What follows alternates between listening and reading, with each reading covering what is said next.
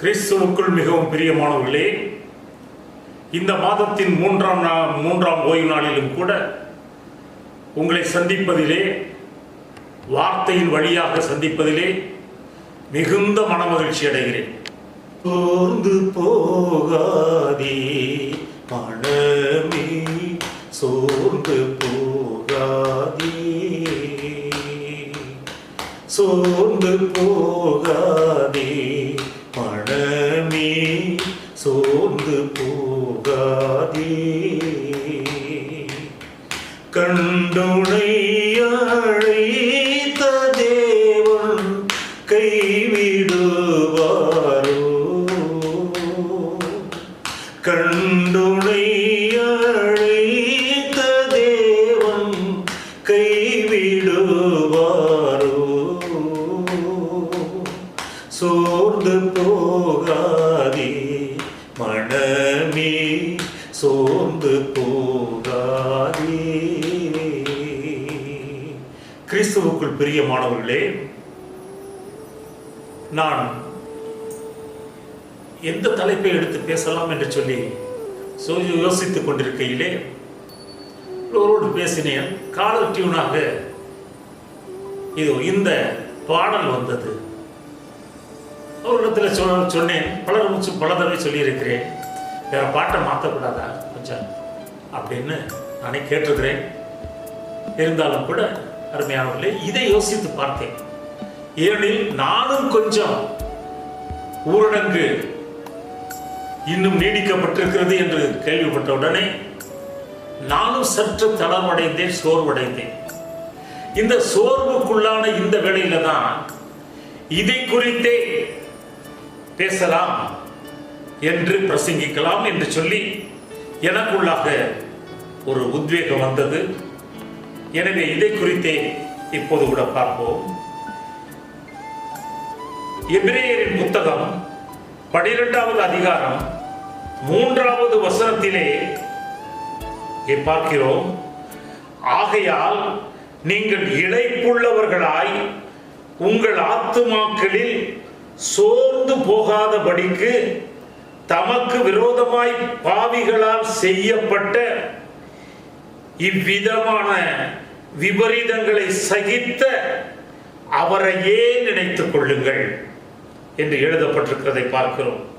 நீங்கள் இளைப்புள்ளவர்களாய் உங்கள் ஆத்துமாக்களில் சோர்ந்து போகாதபடி, உங்க உள்ளத்துல சோர்ந்து போகாதபடி, உங்க மனசுல சோர்ந்து போகாதபடி, மனச்சோர்வு அடைந்து விடாதபடியாக தமக்கு விரோதமாய் பாவிகளால் செய்யப்பட்ட இவ்விதமான விபரீதங்களை சகித்த அவரையே நினைத்துக் கொள்ளுங்கள் என்று சொல்லப்பட்டிருக்கிறதை பார்க்கிறோம். பிரியமானவர்களே, முதலாவது சோர்வு என்பது எதற்கு, எப்படி வருகிறது, எதனால் வருகிறது என்று பார்க்கும்போது முதலாவது பார்க்கிறோம், பாவத்தின் தண்டனையாலே சோர்வு வருகிறது என்று பார்க்கின்றோம். சங்கீத புத்தகம் 39வது அதிகாரம் 8வது வசனம் 10வது வசனம் எடுத்து படித்து பார்ப்போம் என்றால், என் மீறுதல்கள் எல்லாவற்றிலும் இருந்து என்னை விடுதலையாக்கும் மூடனுடைய நிந்தனைக்கு என்னை ஒப்புக்கொடாதேயும், உமது கரத்தின் அடிகளால் நான் சோர்ந்து போனேன் என்று சங்கீதக்காரன் சொல்லுகிறான். உமது கரத்தின் அடிகளாலே ஆண்டவரே நான் மிகவும் சோர்ந்து போனேன் என்று சொல்லப்பட்டிருக்கிறதை பார்க்கிறோம். அருமையானவர்களை, உதாரணத்திற்கு எடுத்துக்கொள்வோம் என்றால் 2 சாமுவேலின் புத்தகம் 24வது அதிகாரம் 1வது வசனத்திலே பார்க்கின்றோம். தாவீது ஜனத்தொகை எடுக்கப்படும்படியாக இதோ தாவீதை சத்துரு ஏவி விட்டாங்க. ஏவலை பார்க்கிறோம், ஏவப்பட்டது என்று பார்க்கிறோம். ஏவப்பட்ட காரணத்தினாலே ஜனத்தொகை எடுக்க வேண்டும் என்று சொல்லி சொன்னார். அருமையானவர்களே, இந்த நாட்களிலும் கூட ஏவப்பட்டுத்தான் அதை எடுக்கணும் இதை எடுக்கணும்னு சொல்லி என்னென்னமோ எடுத்தாங்க. சரி, போகட்டும். அருமையானவர்களே, இதோ யோவாப் சொன்னான், ராஜாவே எவ்வளவோ ஆண்டவர் நமக்கு செய்திருக்கிறார். கர்த்தர் எல்லா நன்மைகளை ஜனங்களை அதிகமாய் கொடுத்திருக்கிறார், எல்லாவற்றிலும் ஆசீர்வதித்திருக்கிறார். ஏன் இதை எடுக்க வேண்டும் என்று சொன்னான். ஆனாலும் கூட திரும்ப திரும்ப ஜனத்தொகை எடுக்கப்பட வேண்டும், ஜனத்தொகை எடுக்கப்பட வேண்டும் என்று சொல்லி இதோ கட்டாயப்படுத்தினதுனாலே அந்த கட்டாயத்தின் விளைவாக அவன் எடுத்தான். எடுக்கும்போது பார்த்தீர்கள் என்றால் அடுத்ததாக அதே 24வது அதிகாரம் 2 சாமுவேல் 24வது அதிகாரம் 10வது வசனத்தை எடுத்து படித்து பார்க்கும்போது அவனுடைய இருதயம், யாருடைய? தாவீதுடைய இருதயமே, எடுக்க சொன்னவனுடைய இருதயமே வாதித்தது என்று பார்க்கின்றோம். ஏன் இப்படி செய்தோம், ஏன் இப்படி செய்தோம் என்று சொல்லி அவனுடைய இருதயமே வாதித்தது என்று பார்க்கிறோம். அருமையானவர்களே, இதோ 12வது வசனத்திலேயும் கூட இதோ காத்தி என்கின்ற ஒரு தீர்க்கதரிசியின் மூலமாக இதோ அவன் தாவீதினிடத்திலே அனுப்பப்பட்டான். இதோ தாவீதினிடத்திலே சொன்னான். ஆண்டவர் சொல்லுகிறார், நீ செய்த இந்த தவறுக்கு, இந்த தப்புக்கு, இந்த பாவத்திற்கு இதோ நீ 3 தண்டனைகளை நீ ஏதாவது ஒன்று சூஸ் பண்ணிக்கொள், நீயே தெரிந்தெடுத்துக்கொள். ஆனால் 3 தண்டனைகளை ஆண்டவர் அறிவித்திருக்கிறார். முதலாவது தண்டனை இதோ 7 வருஷம் பஞ்சம் வரும், நாட்டிலே பஞ்சம் வரும். இரண்டாவது தண்டனை 3 மாசங்கள் எதிரிகளாலே, சத்துருக்களாலே நீ துரத்தப்பட்டு அவர்களுக்கு ஓடி ஒளிந்திருப்பாய். மூன்றாவது தண்டனை இதோ 3 நாட்கள் தேசத்திலே கொள்ளை நோய் வரும் என்று 3 தண்டனைகளை இதோ சொல்லி, அந்த 3 தண்டனைகளிலே நீ எதையாவது சூஸ் பண்ணிக்கொள், எதையாவது தெரிந்தெடுத்துக்கொள். ஆனால் இந்த பாவத்தின் தண்டனையா, பாவம் செய்தபடியாலே அதற்கு தண்டனையாக ஏதாவது ஒன்றை நீ அனுபவித்தே ஆக வேண்டும், அந்த தண்டனையை பெற்றே ஆக வேண்டும் என்று இது சொல்லப்பட்டது. அருமையானவர்களே, உடனே பாருங்க 17வது அதிகாரத்துல தண்டனை வந்துவிட்டது. கொள்ளை நோயினாலே செத்து கொண்டிருந்தார்கள். இது ஜனங்கள் எல்லாம் அல்லல் பட்டு கொண்டிருந்தார்கள். இந்த வேளையிலே 17வது வசனத்திலே பார்க்கின்றோம், இது நான் பாவம் செய்தேன், நான் அக்கிரமம் செய்தேன், என் ஆடுகள் என்ன செய்தது என்று கதறுகிறான். கதறும் போது அடுத்து காத்தின் வழியாகவே வந்தது, தீர்க்கதரிசியின் வழியாகவே வந்தது. இதோ ஒரு பீடத்தை, அர்னோன் என்பவனுடைய இடத்திலே, அந்த நிலத்திலே நீ ஒரு பலிபீடத்தை கட்டு, அந்த பலிபீடத்தை கட்டி இதோ சமாதான பலிகளை செலுத்து, ஆண்டவருக்கு செலுத்து, வருந்தி செலுத்து என்று சொன்னவுடனே அதே போல 18-19 வசனங்கள்ல நம்ம பார்க்கிறோம். இதை பாருங்க, அவன் அப்படியே செய்தான் என்று பார்க்கிறோம். செய்தவுடனே அந்த கொள்ளை நோய், அந்த வாதை இதோ நின்று போனது என்று பார்க்கிறோம். அருமையானவர்களே, அப்ப பாருங்க, இது பாவத்தின் தண்டனையாலே சோர்வு வரும், சோர்வு நிச்சயமாக வரும். அடுத்ததாக இதையே பார்க்கும்போது இது யோசேப்பை குறித்து நாம பார்க்கிறோம். இதோ அவனுடைய சகோதரர்கள் இதோ யோசேப்பை சித்திரவதை செய்தார்கள், எல்லாம் பண்ணனாங்க. அவன் கெஞ்சினான், எவ்வளவு கெஞ்சி கூத்தாடினான், விடுப்பா என்னை விடுப்பா, என்னை விடுப்பான்னு சொல்லி எவ்வளவு கெஞ்சி கூத்தாடினான்.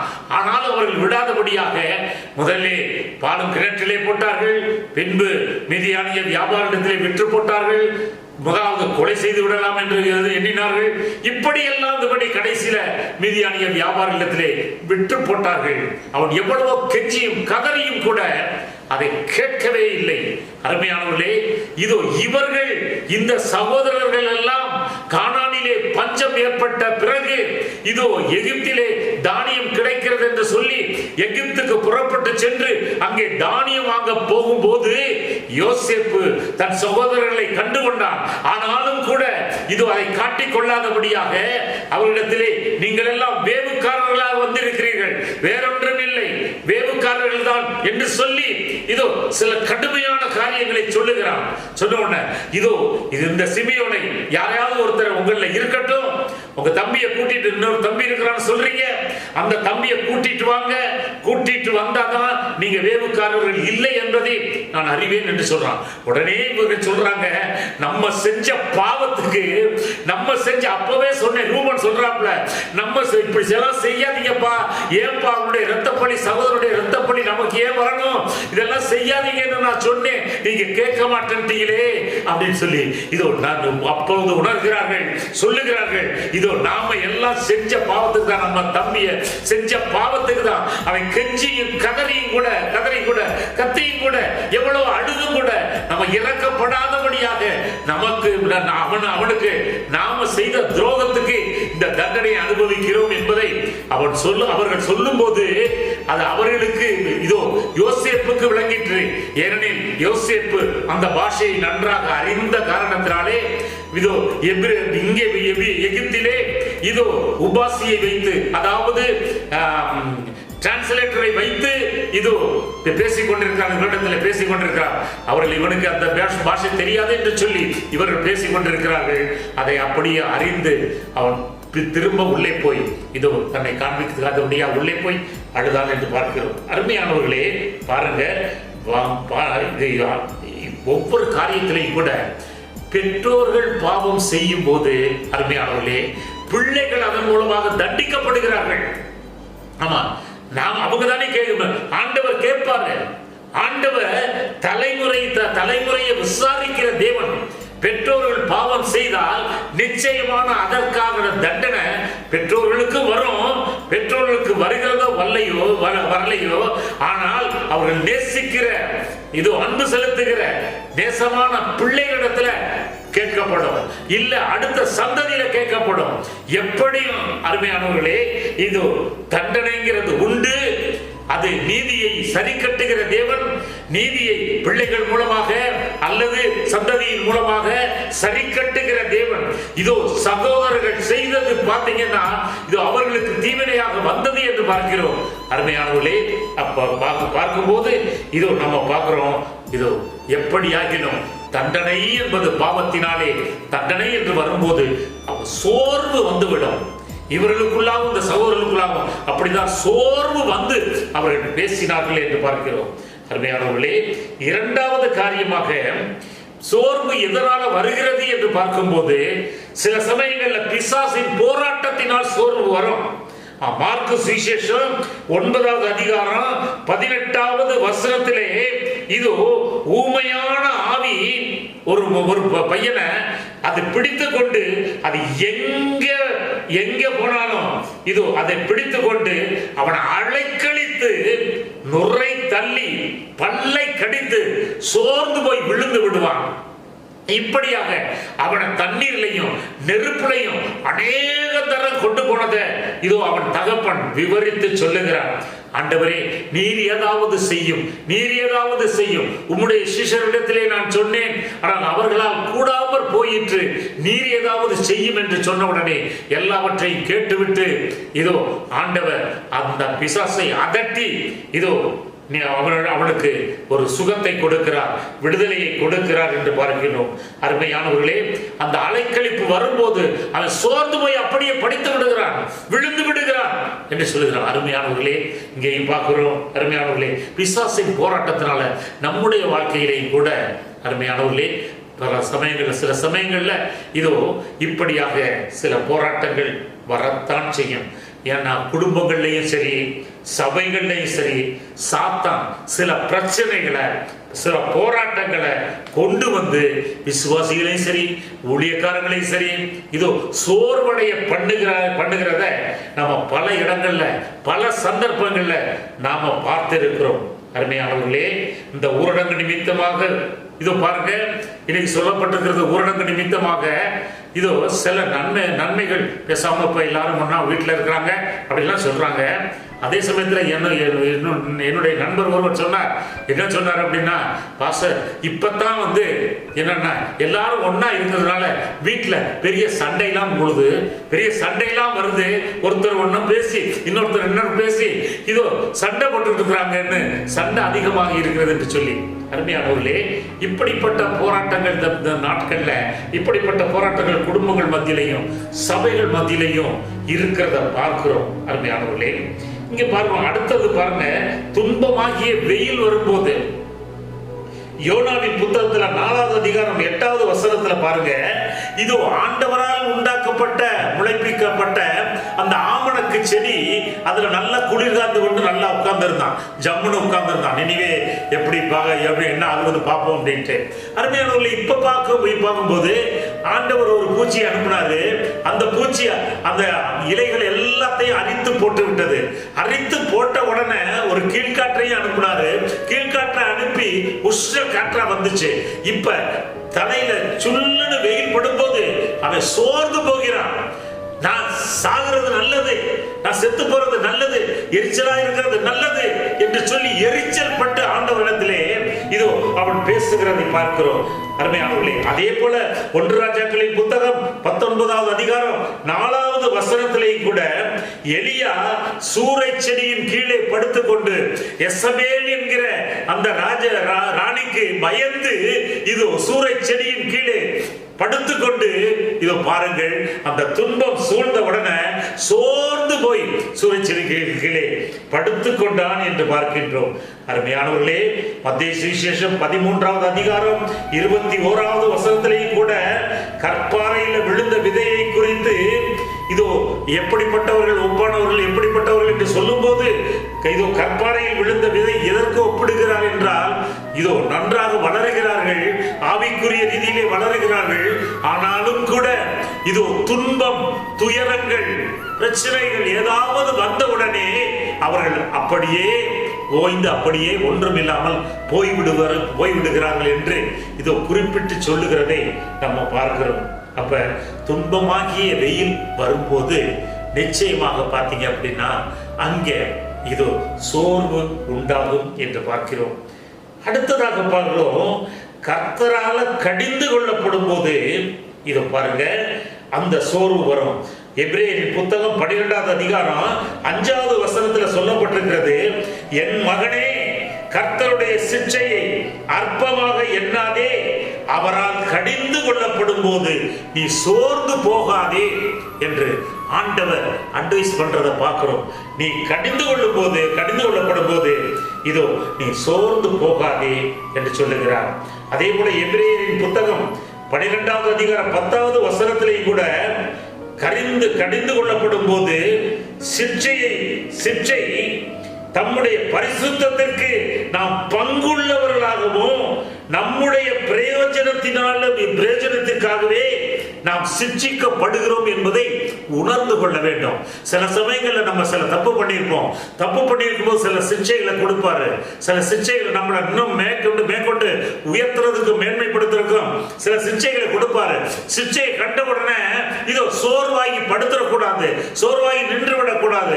இப்போது கூட ஊரடங்குனால அந்த சோர்வு கொஞ்ச நேரம் இருந்தது, ஆனால் அடுத்த நிமிடம் இந்த வார்த்தையை கொடுத்து என்னை ஆண்டவர் தேற்றினார் என்று பார்க்கிறோம். அருமையானவர்களே, அப்ப நம்ம இந்த மாதிரி காரியங்கள்ல கர்த்தர் கடிந்து கொள்ளும் போதும் கர்த்தர் சிட்சிக்கும் போதும் நம்ம சோர்ந்து போகக்கூடாது. ஏன்னா நம்முடைய பிரயோஜனத்துக்காக தான் அந்த சிட்சையவே நமக்கு கொடுக்கிறார். அந்த சிட்சையை நம்முடைய பிரயோஜனத்திற்கு என்று எடுத்துக்கொண்டு நாம் உற்சாகம் அடைய வேண்டும். மீண்டுமாய் இதோ காரியங்களை செய்கிறவர்களாய் காணப்பட வேண்டும். யோவான் சுவிசேஷம் 15வது அதிகாரம் 1வது 2வது வசனத்திலே கூட நம்ம பார்க்கிறோம். இதோ அங்கே இந்த நிலத்தை என்ன பண்றாப்லையா, நான் சுற்றி கொத்தி எரு போட்டு தண்ணீர் பாய்ச்சி என்று பார்க்கின்றோம். அருமையானவர்களே, அப்ப கொத்தணும். ஐயோ எனக்கு வலிக்குதே, நம் நிலம் பார்த்துக்கிட்டு அந்த செடிக்கு பக்கத்துல இருக்கிற நிலம் பார்த்துக்கிட்டு இதோ எனக்கு வலிக்குது, என்னால தாங்க முடியல, சிச்செல்லாம் வேண்டாம் அப்படின்னா அது கனிகளை கொடுக்க முடியாது, மிகுந்த நல்ல கனிகளை கொடுக்க முடியாது. அருமையானவர்களே, அப்ப சுத்தி கொத்துறதுக்கு போடுறதுக்கு எல்லாத்துக்கும் அந்த சிக்ஷைகளை அனுபவித்தால்தான் அந்த செடியானது நல்ல கனிகளை கொடுக்க முடியும் என்று பார்க்கிறோம். அப்ப அருமையானவர்களே, இது சிக்ஷையை அற்பமாக எண்ணக்கூடாது. அடுத்தது அடுத்ததை பார்க்கிறோம். பசி பட்னியா நம்ம இருந்தோம்னா இதோ மத்தேயு சுவிசேஷம் 15வது அதிகாரம் 32வது வசனத்துல ஆண்டவர் சொல்றாரு, இந்த 3 நாளும் நம்மளோடையே கூட இருக்கிறாங்க, ஒண்ணுமே இல்லாம இருக்கிறாங்க. எனவே இவர்களை சும்மா அனுப்பிவிட்டா அவங்க வழியில சோர்ந்து போவார்கள். போகும்போதே வீட்டுக்கு புறப்பட்டு போகும்போதே வழியில் அவர்கள் சோர்ந்து போவார்கள். எனவே இவர்களுக்கு ஏதாவது கொடுத்து அனுப்புவோம், சாப்பாடு கொடுத்து அனுப்புவோம் என்று ஆண்டவர் சொல்லுகிறதை பார்க்கிறோம். அருமையானவர்களே, இது பாருங்க, ஆவிக்குரிய ஜீவத்திலையும் கூட ஜெபம், வேத தியானம் இல்லாம பட்டினியா இருந்தோம்னா நிச்சயமா நமக்குள்ள மனசோர்வு வரும். மனசோர்வை தொடர்ந்து உடல் சோர்வும் நிச்சயமாக வரும். அப்ப நாம எப்பவுமே ஜெபத்திலையும் சரி, வேத தியானத்திலையும் சரி, நம்ம சரியாக இருக்கும் போது இந்த ஆவிக்குரிய பட்டினி நமக்குள்ளாக சோர்வை கொண்டு வர முடியாதபடியாக நாம் காத்து கொள்ள முடியும் என்று பார்க்கிறோம். யோபின் புத்தகம் 23வது அதிகாரம் 12வது வசனத்திலே சொல்லுகிறார், இதோ என்ன சொல்லப்பட்டிருக்கிறது, அவர் உதடுகளின் கற்பனைகளை விட்டு நான் பின்வாங்குவதில்லை, அவருடைய வாயின் வார்த்தைகள் எனக்கு வேண்டிய ஆகாரத்தை பார்க்கிலும் அதிகமாய் காத்து கொண்டேன் என்று சொல்லப்பட்டிருக்கிறத பார்க்கிறோம். இது மத்தேயு சுவிசேஷம் 4வது அதிகாரம் 4வது வசனத்திலே கூட ஆவியானவராலே வனாந்தரத்திற்கு கொண்டு போகப்பட்ட இயேசு கிறிஸ்துவை இதோ சத்துரு பார்க்கிறான். நீ ரொம்ப சோர்ந்து போய் காணப்படுகிறாய், நீ தளர்ந்து போய் காணப்படுகிறாய், 40 நாட்கள் உபவாசம் இருந்து பட்டினியா இருக்கிறாய், எனவே நீ இந்த கற்களை அப்பமாகும்படியாக செய்து அந்த அப்பத்தை சாப்பிடும் என்று சொல்லுகிறார். உடனே ஆண்டவர் சொல்லுகிறார், இது மனிதன் அப்பத்தினால் மட்டுமல்ல, தேவனுடைய வாயில் இருந்து ஒரு புறப்படும் ஒவ்வொரு வார்த்தையினாலும் அவர் பிழைக்கிறான் என்று சொல்லுகிறார். அருமையானவர்களே, அப்ப பட்டினியா இருந்தோம்னா இது கொஞ்சம் பலன், உடல் சோர்வும் வரும், மன சோர்வும் வரும். அருமையானவர்களே, இப்படி சோர்வு வரும்போது பாருங்க என்ன அதனுடைய ரியாக்ஷனா வருது அப்படின்னா, இதோ இப்ப நீதிமொழிகளின் புத்தகம் 24வது அதிகாரம் 10வது வசனத்துல சொல்லப்பட்டிருக்கிறது, ஆபத்து காலத்தில் நீ சோர்ந்து போவாயானால் உன் பலன் குறுகி போகும், உன் பலன் இல்லாம போயிடுவ, பலன் குறுகி போகும் இதோ என்று பார்க்கிறோம். அப்ப பாருங்க, இது இந்த சோர்வு வந்துச்சு அப்படின்னா பலன் குறுகி போகும். இரண்டாவது தானியேலின் புத்தகம் 8வது அதிகாரம் 27வது வசனத்துல தானியேல் கண்ட அந்த தரிசனத்தினாலே அவன் மிகவும் சோர்ந்து பலவீனப்பட்டு போய்விட்டான். பலவீனப்பட்டு சொல்லப்பட்டிருக்கிறது, வார்த்தை சொல்லுகிறது, அவன் சிறிது காலம் வியாதிப்பட்டு இருந்தான் என்று பார்க்கிறோம். வியாதி படுக்கையிலே தானியேல் காணப்பட்டான் என்று பார்க்கிறோம். அந்த சோர்வானது, அந்த தரிசனத்தை பார்த்த மாத்திரத்திலே சோர்வானது அவனுக்குள்ள இதோ வந்தது. அந்த சோர்வு இதோ அவனுக்கு வியாதியை கொண்டு வந்தது. வியாதியிலே சிறிது காலம், இதோ குறிப்பிட்ட காலம் படுத்தான் என்று பார்க்கிறோம். அடுத்ததாக இதோ என்ன 3வது காரியம் என்ன வரும் அப்படின்னா, சாக வேண்டும் என்ற எண்ணம் வரும். இந்த சோர்வுள்ளவர்களை பார்த்தீர்கள் என்றால், சோர்வுள்ளவர்களுக்கு இது நான் இருக்கிறத விட செத்து போறது, நான் இருக்கிறத விட செத்து போறது, நான் இருக்கிறத விட இதையே சொல்லுவார்கள். அருமையானவர்களே, இப்ப பாருங்க, அதான் யோனாவும் அதுதான் சொன்னான், நீ எரிச்சல் நல்லதோ, ஆமா நான் எரிச்சல் வந்து செத்து போறது, இதோட செத்து போறது நல்லது, இதோட உயிர் பயிர்றது நல்லது என்று சொன்னான். சோர்ந்து போனா அருமையானவர்களே, அந்த சாவு வரட்டும் என்று சொல்லி சாக வேண்டும் என்ற எண்ணம் வரும். அதே போலதான் 1 ராஜாக்கள் 19வது அதிகாரம் 4வது வசனத்திலேயும் கூட எலியா சூரியன் செடியின் கீழே படுத்துக்கொண்டு சொல்லுகிறான், ஆண்டவரிடத்துல சொல்லுகிறான், போதும் கர்த்தாவே போதும், என் ஆத்மாவை எடுத்துக்கொள்ளும், என் ஆத்மாவை எடுத்துக்கொள்ளும், என் முன்னோர்களை விட நான் ரொம்ப நல்லவன் அல்ல, என் ஆத்மாவை எடுத்துக்கொள்ளும் என்று இதோ சோர்வோடு அந்த சாக வேண்டிய எண்ணத்தோடு அவன் சொல்லுகிறான் என்று பார்க்கிறோம். அருமையானவர்களே, இங்க பார்க்கிறோம், இதோ இப்படி சோர்வு வந்தால் இந்த சோர்வை எப்படி நீக்கி போடுவது, சோர்வை எப்படி மாற்றி போடுவது என்பதை குறித்து சில காரியங்களை பார்த்துவிட்டு நாம இதோ ஜெபத்திற்குள்ளாக போவோம். முதலாவது காரியம், பாவத்தை நாம் அறிக்கை செய்ய வேண்டும். பாவத்தை அறிக்கை செய்து உற்சாக ஆவி என்னை தாங்க செய்யுங்கப்பா, உங்களுடைய உற்சாக ஆவி என்னை தாங்க செய்யுங்கப்பா என்று நாம ஆண்டவரிடத்துல ஜெபிக்க வேண்டும். சங்கீதம் 51:1-12 வரை பார்த்தீங்க அப்படின்னா, உற்சாக ஆவி இடத்துல தங்கி இருக்க உதவி செய்ய, உற்சாக ஆவியால என்ன தாங்கி நடத்துங்க ஆண்டவரே, தாயின் கருவிலேயே கர்ப்பத்திலேயே நான் பாவத்தில் பிறந்தேன் என்று சொல்லி 1-12 வசனம் வர பார்த்தீங்க அப்படின்னா, ரட்சணிய சந்தோஷத்தை எனக்கு திரும்ப தாங்க ஆண்டவரே, உம்முடைய சமூகத்தை விட்டு என்னை பிரித்திராதீங்க ஆண்டவரே கெஞ்சுகிறார், பாவ அறிக்கை செய்கிறான் என்று பார்க்கிறோம்.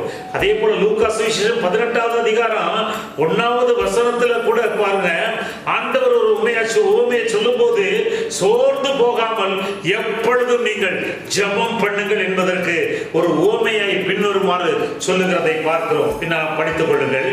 2வது காரியம் இதோ பாருங்க, விபரீதங்களை எபிரேயர் 12:2-3 எழுதி சொல்லி இருக்கிறபடியாக இதோ விபரீதங்களை சகித்து உயிரோடு எழும்பிய இயேசுவை நினைத்துக் கொள்ள வேண்டும். அவரும் இந்த வழியாகத்தான் வந்திருக்கிறார். விபரீதங்களை எல்லாம் சகித்து இருக்கிறார். விபரீதங்களை எல்லாம் சகித்த அவர் உயிரோடு எழும்பினார், மகிமையோடு வந்தார், மகிமையோடு காணப்பட்டார் என்பதை நாம நினைத்து கொள்ள வேண்டும். 3வது காரியமாக ஏசாயாவின் புத்தகம் 40வது அதிகாரம் 28-29 பார்க்கிறோம். கர்த்தராகிய அநாதி தேவன் அவர் சோர்ந்து போவதும் இல்லை, இளைப்பாறுவதும் இல்லை, சோர்ந்து போகிறவனுக்கு அவர் பலன் கொடுப்பார் என்பதை நாம் ஆணித்தரமாக விசுவாசிக்க வேண்டும். சோர்ந்து போகிறவர்களுக்கு அவர் நிச்சயமாக பலன் கொடுத்து காக்க வல்லவர் என்பதை விசுவாசித்து அறிக்கை செய்ய வேண்டும். ஏசாயாவின் புத்தகம் 40வது அதிகாரம் 30-31 பார்க்கிறோம். இளைஞர்கள் இளைப்படைந்து சோர்ந்து போவார்கள், வாலிபரும் கூட இடறி விடுவார்கள். ஆனால் கர்த்தருக்கு காத்திருக்கிறவர்களோ புது பலன் அடைந்து கடுகுகளை போல செட்டைகளை அடித்து அவர்கள் எழும்புவார்கள். அவர்கள் நடந்தாலும் சோர்வடையார்கள், அவர்கள் ஓடினாலும் களைப்படையார்கள் என்று சொல்லப்பட்டிருக்கிறத பார்க்கிறோம்.